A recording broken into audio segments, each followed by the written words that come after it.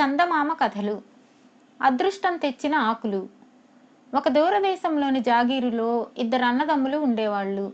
వాళ్ళు చాలా బీదవాళ్ళు. వాళ్ళకొక పాత గుడిసె, కూరలు పెంచడానికి వీలైన చిన్న పెరడు, ధాన్యం పండించడానికి కొద్దిపాటి పొలము ఉండేవి. వాళ్ళు పెద్దవాళ్ళై కూడా వేర్లు పడి చెరొక దారి వెళ్ళిపోక ఆ పాత గుడిసెలోనే ఉండి చెప్పులు కుట్టుకుంటూ మరమ్మతులు చేస్తూ ఏదో విధంగా పొట్టపోసుకుంటూ వచ్చారు. కానీ ఇట్లా కూడా వాళ్లకు ఎంతో కాలం సాగలేదు. పట్నం నుంచి మరొక చెప్పులు కుట్టేవాడు వచ్చి వాళ్ళు ఉండే ఊళ్ళోనే మంచి ఇల్లు ఏర్పాటు చేసుకుని ఈ అన్నదమ్ములకు పోటీగా వ్యాపారం మొదలుపెట్టాడు. అందరూ వాడి దగ్గరే తమ చెప్పులు బాగు చేయించుకుని వాడి పనితనాన్ని మెచ్చుకుని అన్నదమ్ముల ముఖం చూడడం మానేశారు. కష్టాలన్నీ కలిసి వస్తాయన్నట్లుగానే ఆ ఏడే వాళ్ల పొలం సరిగా పండలేదు. అసలే దారిద్ర్యంతో బాధపడే ఆ అన్నదమ్ములు ఈ కారణంగా కటిక దరిద్రం వాత పడ్డారు. శీతాకాలం వచ్చింది. ఒక రాత్రి చలి మరీ తీవ్రంగా ఉన్నది. అందరూ భోగి మంటలు వేసుకుంటున్నారు. మనకు కట్టెలున్నా బాగుండును, భోగి మంట వేసుకుందుము అన్నాడు అన్న. మన ఇంటి ముందున్న మైదానంలో ఒకప్పుడు అడవి ఉండేది. దాన్ని జాగీరుదారు కొట్టేయించాడు. ఇప్పుడు కూడా లావుపాటి చెట్లు వేళ్లు పైకి కనిపిస్తూనే ఉంటాయి. మన ఇంటికి దగ్గరలోనే మూరెడు మందం గల వేరు సగం బయటకు వచ్చింది. దాన్ని తవ్వి తెచ్చి మనం భోగి మంట వేసుకుందాం అన్నాడు తమ్ముడు. ఇద్దరూ దీపం తీసుకుని మైదానం మీదకు వెళ్ళి తమ్ముడు చెప్పిన దొంగలాంటి వేరును తవ్వి తెచ్చి దానికి ఒక చివర నిప్పు అంటించారు. ఎన్నేళ్లుగానో ఎండిపోయిన ఆ దొంగ చక్కగా నిలిచి కాలసాగింది. అంతలోనే వాళ్లకు ఆ దొంగలో నుంచి కోయిల ఒకటి కుహు కుహు అని కూయడం వినపడి అమిత ఆశ్చర్యం కలిగింది. వాళ్ళు చూస్తుండగానే ఆ దొంగలో ఉన్న తొర్ర నుంచి ఒక కోయిల బయటకు వచ్చింది. ఇది చూసి వాళ్ళు ఆశ్చర్యపోతూ ఉంటే ఆ కోయిల వాళ్లతో, బాబుల్లారా, ఇది ఏ ఋతువు అని అడిగింది. ఋతువా? కార్తీక మాసం అన్నారు అన్నదమ్ములు. ఈ తొర్రలో హాయిగా నిద్రపోతూ ఈ వేడికి కాబోలు వసంతకాలం వచ్చేసిందనుకుని మేలుకున్నాను. సంక్రాంతి వెళ్ళిందాకా నన్ను ఏ కంతలోనో పడుకొనిస్తిరా, మీ రుణం ఉంచుకోను అన్నది కోయిల. నీ నిద్ర మామూలంగానే కదా పాడైంది. నీ ఇష్టం వచ్చినన్నాళ్ళు మా ఇంట ఉండు అన్నారు అన్నదమ్ములు. చూరులో వాళ్ళు దానికి ఒక గూడు తయారు చేశారు. అది నెలల తరబడి అందులో పడుకొని నిద్రపోయి తిరిగి సంవత్సరాదికి లేచి కుహు కుహు అని అరిచింది. అది అన్నదమ్ములతో, ఇక నేను ప్రపంచమంతా సంచారం చేసి వసంతకాలం వచ్చిందని చాటించి రావాలి. తిరిగి వచ్చేటప్పుడు మీకు ఏం బహుమానం తెమ్మంటారు అని అడిగింది. అన్ని కష్టాలకు మూలం పేదరికం కదా.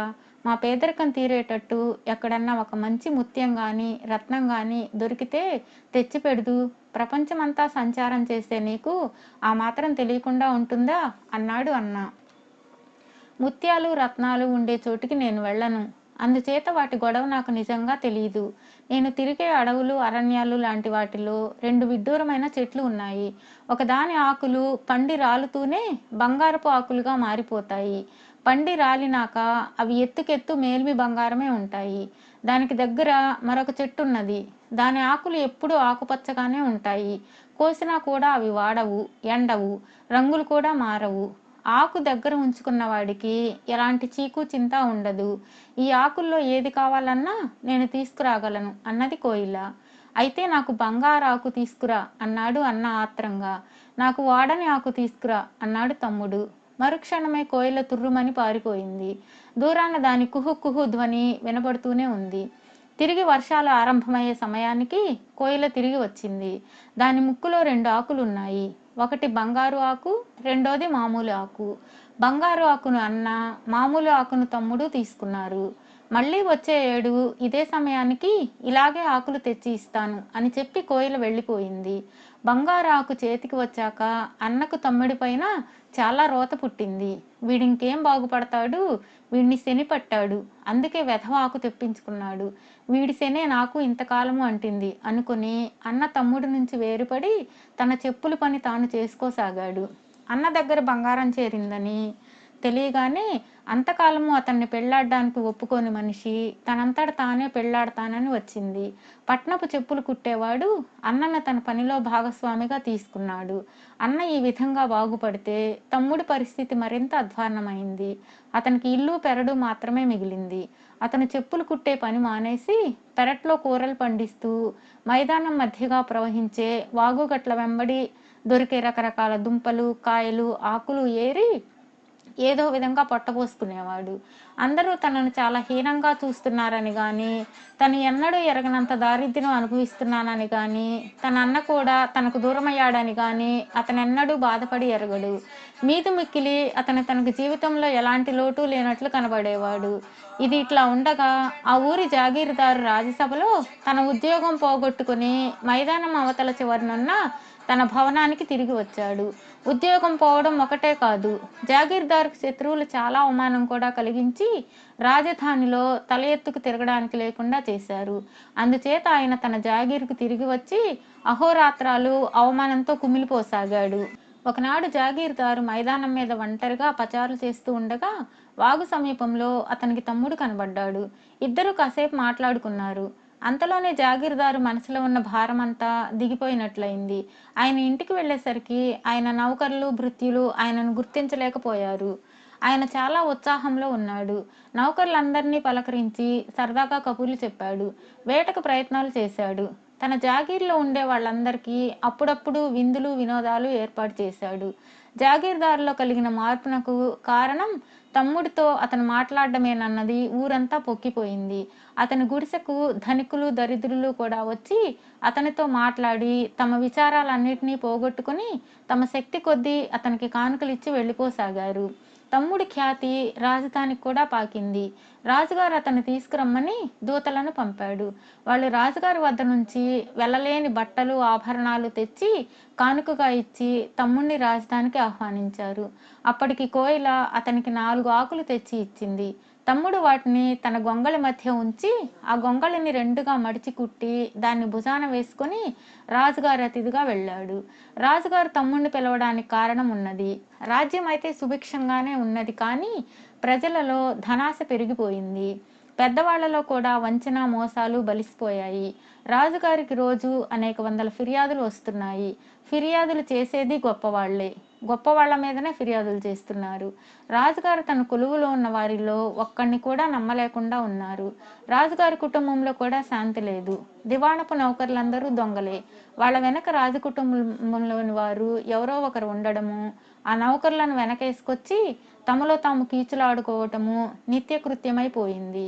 ఇలాంటి దుర్భర పరిస్థితిలో రాజు తమ్ముణ్ణి పిలిపించాడు. అతను రాజభవనంలో అడుగుపెట్టిన క్షణం నుంచి అందరి మధ్య తగాదాలు నిలిచిపోయాయి. స్నేహభావం పెరిగింది. రాజోద్యోగులు పరస్పరం ఆరోపణలు చేయడం మానేసి ఒకరినొకరు గౌరవించుకోసాగారు. రాజుగారు తమ్ముడి గురించి పుకారుగా విన్నది అక్షరాల నిజమైంది. అందుచేత రాజు అతన్ని తన భవనంలోనే ఉండనిచ్చి అతనితో రోజు గోష్ఠి జరుపుతూ వచ్చాడు. ఈ గోష్ఠిలో మంత్రి సామంతుల దగ్గర నుంచి అందరూ పాల్గొనేవాళ్ళు. అతను ఎవడన్న ప్రశ్న ఎవరికీ కలగలేదు. అందరూ అతనితో మాట్లాడాలని చాలా ఉత్సాహపడేవాళ్ళు. ఇప్పుడు తమ్ముడిలో చెప్పులు కుట్టేవాడి లక్షణాలేవీ లేవు. అతడి వాలకమంతా ఉన్నత రాజోద్యోగికి తగినట్లే ఉండేది. కానీ ఎంత చెప్పినా అతను తన భుజం మీద పాత కంబళి మాత్రం విసర్జించలేదు. ఇది నా అసలు స్వరూపాన్ని నాకు గుర్తు చేస్తూ ఉంటుంది. రాజభవనంలో ఉన్నాం కదా అని మనం మన అసలు స్వరూపాన్ని మర్చిపోకూడదు అనేవాడు తమ్ముడు. ఈ మాటలతో అందరూ తృప్తి పడేవాళ్ళు. తమ్ముడు కోటలో పాగా వేశాడన్న సంగతి విని అన్నకు పట్టరాని ఈర్ష్య కలిగింది. 3-4 పిచ్చి ఆకులతో వాడికి అంత అదృష్టం పడితే బంగారు ఆకులు సంపాదించుకున్న నా గతి ఇలా ఉండడం ఏమిటి? నేను కూడా రాజధానికి పోయి వాడికన్నా 1000 రెట్లు రాజాదరణ పొందుతాను అని అతని భార్యతో చెప్పి ఆమెతో కూడా రాజధానికి బయలుదేరాడు. వాళ్ళు 2-3 రోజులు కాలినడకన ప్రయాణం చేసి ఒకనాటి మధ్యాహ్నం రాజధానికి కొద్ది దూరంలో ఉన్న అరణ్యంలో భోజనం చేయడానికి ఆగారు. అప్పటికి వాళ్ళు తెచ్చుకున్న ఆహారం దాదాపు అయిపోయి అడుగు బొడుగు మిగిలింది. అదే తిని ఆకలి తీర్చుకునే ప్రయత్నంలో వాళ్ళు ఉండగా అక్కడికొక ఆడది నెత్తిన ఒక గంప పెట్టుకొని వచ్చి, ఇక్కడ బావి ఉన్నట్టున్నదే, నేను కూడా నీటి కోసమే చూస్తున్నాను అంటూ తన నెత్తి మీద గంప కిందకి దింపింది. ఆ గంప నుండి కమ్మని వేడివేడి వంటకాల వాసన వస్తున్నది. అన్న అతని భార్య ఆ గంపకేసి చూస్తూ గుటకలు వేశారు. మీరు చూడబోతే మహారాజుల్లా ఉన్నారు. నా వంట తింటారా నాయనా? తినేట్లయితే కావలసినంత ఉన్నది అన్నది ఆ గంప మనిషి. నువ్వు ఆప్యాయంగా ఇస్తానంటే తీసుకోవడానికి మాకేమీ అభ్యంతరం లేదు. ఇచ్చేవాళ్ల కులం కన్నా మంచి మనసు ముఖ్యం కదా అన్నాడు అన్న బెట్టుగా. ఆడ మనిషి మంచి మంచి భక్ష్యాలు వాళ్ళిద్దరికీ పెట్టి గంప అడుగున ఉన్న దొత్తలో నుంచి పాయసం తీసి ఇద్దరికీ తాగడానికి ఇచ్చింది. ఆ పాయసంలో మత్తుమందు ఉన్నది. దాన్ని తాగిన కొద్దిసేపట్లోనే భార్యాభర్తలిద్దరూ ఒళ్ళు తెలియని నిద్రలో పడిపోయారు. తరువాత ఆ దొంగ మనిషి వారిద్దరినీ నిలువుదోపిడీ చేసేసి కట్టుబట్టలతో మిగిల్చింది. ఇంతలో అక్కడికి ఆమె కొడుకు 10 ఏళ్ల కుర్రవాడు ఒక గొంగళి తీసుకుని వచ్చాడు. ఊళ్ళో ఏం దొరికిందిరా అని తల్లి కొడుకును అడిగింది. ఏమీ దొరకలేదమ్మా. రాజుగారి ఇంటి పక్కగా అర్ధరాత్రి వేళ వస్తూ ఉంటే మేడ కిటికీ నుంచి ఈ కంబళి పడింది. ఉత్త చేతులతో రావడం దేనికని దీన్ని తీసుకువచ్చా అన్నాడు కొడుకు. ఆడమనిషి గొంగళిని పరీక్షించి, చిచి, ఇది ఎందుకు పనికిరాదు. వీళ్ళు మనకు చాలా ఇచ్చారు కదా, ఇది వీళ్ళకుండని పాపం అంటూ ఆ గొంగళిని భార్యాభర్తల మీద వేసి కొడుకును వెంటబెట్టుకుని గంపతో సహా తన దారిన తాను వెళ్ళిపోయింది. ఈ గొంగళి తమ్ముడిదే. అతనికి రాజుగారు తన సేవకుణ్ణి ఇచ్చాడు. వాడు రాజసం బలిసినవాడు.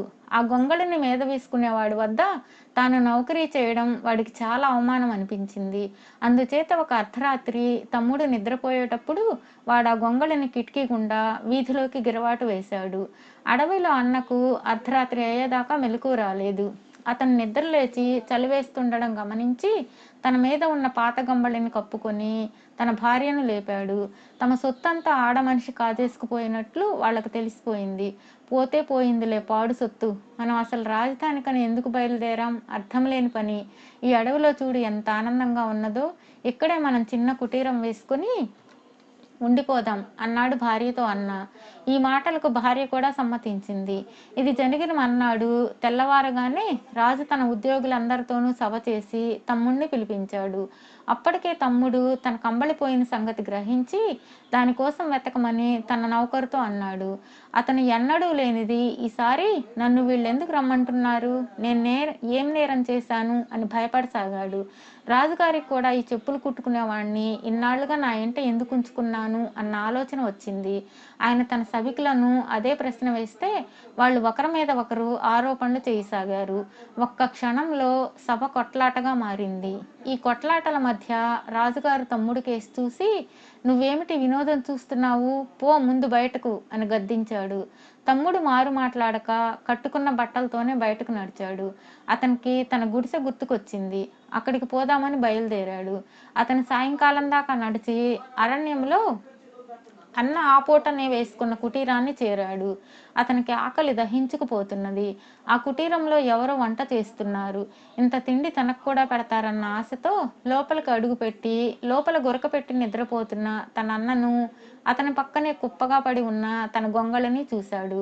మరొక పక్క వంట చేస్తున్న అన్న భార్య తమ్ముణ్ణి, అతను ధరించిన విలువైన బట్టలను చూసి ఎవరో అధికారి అనుకుని, ఆయన రోజల్లా ఇల్లు కట్టి అలసి నిద్రపోతున్నారు, లేపకండి, వంట అయిపోవచ్చింది, ఏకంగా అప్పుడే లేపవచ్చు అని చెప్పింది. తమ్ముడు తన కంబడి తీసుకుని మీద వేసుకున్నాడు. వెంటనే అతన్ని వేధించే ఆలోచనలన్నీ విచ్చిపోయాయి. వంట పూర్తి అయింది. అన్న లేచాడు. తమ్ముడిని చూసి గుర్తించి, తమ్ముడు, రాజుగారి దగ్గర ఉంటున్నావని విన్నానే, వేటకు గాని వచ్చావా ఏం అని అడిగాడు. లేదన్నా, మనకు రాజుగారి వంటి వాళ్లతో ఏం పని, మన పాత గుడిసెకు పోదామని బయలుదేరాను. నువ్వు మాత్రం ఈ అడవిలో ఎందుకు? మన ఇంటికే పోదాం పదా, మన చెప్పులు కుట్టే పని మనం చూసుకుంటూ నిశ్చింతగా ఉండవచ్చు అన్నాడు తమ్ముడు. అది మంచి ఆలోచనే, తెల్లవారుగానే వెళ్ళిపోదాం అన్నాడు అన్న. ఆ రాత్రికి అందరూ భోజనం చేసి ఆ కుటీరంలోనే పడుకొని మర్నాడు బయలుదేరి తమ పాత గుడిసెకు వెళ్ళి అక్కడ పూర్వంలాగే చెప్పులు కుట్టుకుంటూ కలిసి బతికారు. తమ్ముడు రాజుగారి అతిథిగా చాలా కాలం ఉండి వచ్చాడని తెలిసి ఊళ్ళో వాళ్ళు వాళ్ళని చాలా ఆదరంతో చూడసాగారు.